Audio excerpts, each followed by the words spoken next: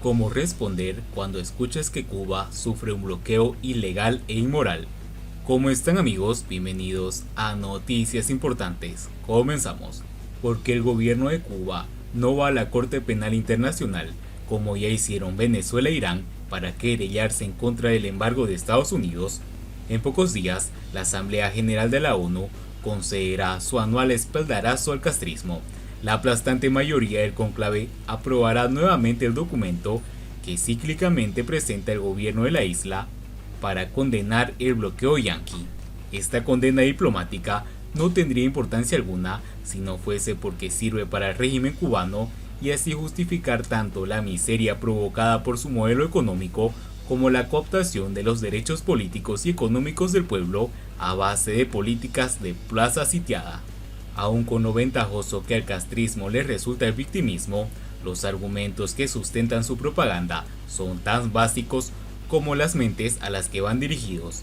Las tesis fundamentales son: un bloqueo es ilegal, es inmoral. Bloqueo. Etimológicamente bloquear es impedir el funcionamiento normal de algo poniendo trabas para su realización, con lo cual todo obstáculo al comercio y a la inmigración puede considerarse un bloqueo. Y como todos los países del mundo tienen controles sobre los comercios y la inmigración, se deduce que todos son a la vez bloqueados y bloqueadores. Siendo así, nadie pone en dudas el derecho de un país a regular su relación con cualquier otro. Son normales los controles de las fronteras selectivos según la nacionalidad del que llega o los aranceles dirigidos contra una nación específica o un producto dado. Es competencia soberana de cada país definir hasta qué punto quiere relacionarse con el otro, pero el gobierno cubano alega padecer una situación cualitativamente diferente. Dice que Estados Unidos la tiene cercada. Pero Cuba sí sufrió un cerco, pero fue en 1962, cuando Fidel Castro convirtió la isla en un portaaviones nuclear soviético. Entonces, una flota de navíos estadounidenses y latinoamericanos la bloquearon, aislándola del mundo por aire y por mar hasta conseguir la retirada de los misiles comunistas. De los más de 22.000 días que ha durado el castrismo, solo 13 días de octubre transcurrieron bajo un bloqueo cerco, apenas el 0,057% del tiempo de su existencia. No parece que ese pequeño instante pueda justificar la miseria actual del país. No importan las razones que motiven cómo Washington regula su relación con La Habana. La cuestión es que tiene derecho a mantener una buena relación o a no mantener relación alguna. El propio castrismo ha cesado toda relación con varios países en más de una ocasión. En realidad, Cuba comercia con todo el mundo, incluido Estados Unidos, sin que ningún cerco se lo impida. Eso sí, siguiendo en cada caso las normas que su contraparte imponga, lo cual es muy natural. ¿De qué bloqueo habla entonces? Seguimos, ilegal. Lo primero que hay que entender es que el conjunto de leyes que componen el supuesto bloqueo no prohíben nada a Cuba. Es a las empresas y a los nacionales estadounidenses quienes se le limita su relación con un tercer país. Así que, en todo caso, serían los estadounidenses quienes deben dirimir la legalidad de esas leyes. Que los norteamericanos no puedan viajar a Cuba sin un permiso especial no es bloqueo.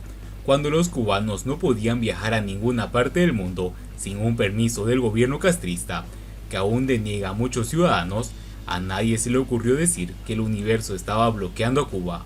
La realidad es que enormes corporaciones que han sido afectadas con multimillonarias multas por transgredir estas leyes, aún teniendo a su disposición los mejores despachos legales, jamás han alegado en su defensa que éstas sean ilegales o inconstitucionales, lo cual es un reconocimiento fáctico a su legalidad.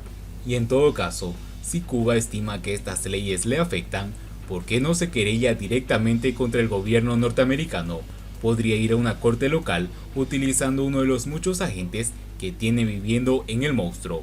También podría ir a la Corte Penal Internacional, como recientemente lo hicieran Venezuela o Irán. Porque Cuba solo acude a la Asamblea General de la ONU, donde no se discute nada de la legalidad de estas leyes. ¿Temerá Cuba que un veredicto legal real le quite el show mediático y sus justificaciones? Ahí les dejo la pregunta. Seguimos, inmoral.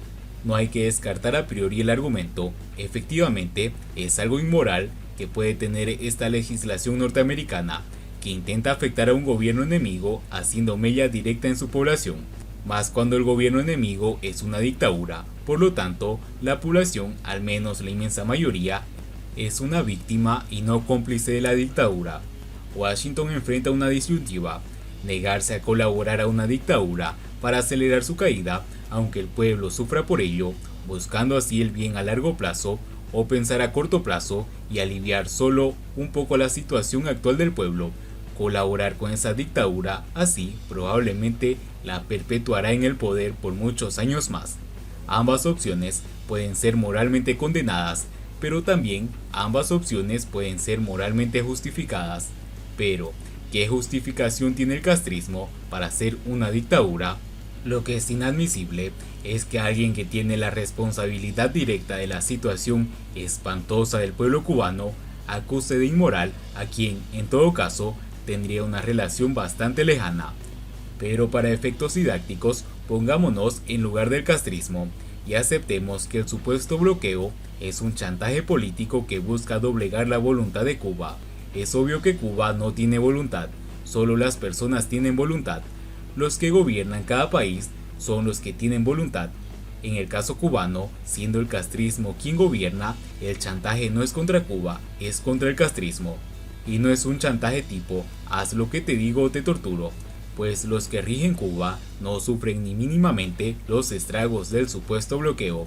Es más bien un chantaje tipo, haz lo que te digo o lo pagarán tus hijos. ¿Hasta qué punto la responsabilidad es del chantajista y hasta qué punto la responsabilidad es de la intransigencia del padre? ¿En qué momento la voluntad del castrismo se volvió más importante que el bienestar de los cubanos? Efectivamente, existe un conjunto de leyes en Estados Unidos, un país soberano, tendientes a regular la relación con otros países, pero estas leyes no dañan a Cuba, solo le impiden beneficiarse de la propiedad norteamericana, que es algo completamente diferente. Además, la legalidad de estas leyes hasta este momento ha sido incuestionada incluso por el castrismo. Sea cual sea la moralidad de la relación entre una democracia y una dictadura, es siempre cuestionable. Esta se basa exclusivamente en el interés mutuo. Estados Unidos decidió que puede vivir sin Cuba, y no es su culpa que tras 62 años de nacionalismo castrista, la isla necesite hoy más que nunca de Estados Unidos. Y bien amigos, así vamos terminando las noticias importantes del día de hoy. Espero que las noticias hayan sido de su agrado, y no olviden que nos ayudarían mucho compartiendo las noticias y así poder informar a muchas más personas de la verdadera realidad en Cuba. Muchas gracias por seguirnos, no olviden suscribirse, nos vemos en el siguiente informe.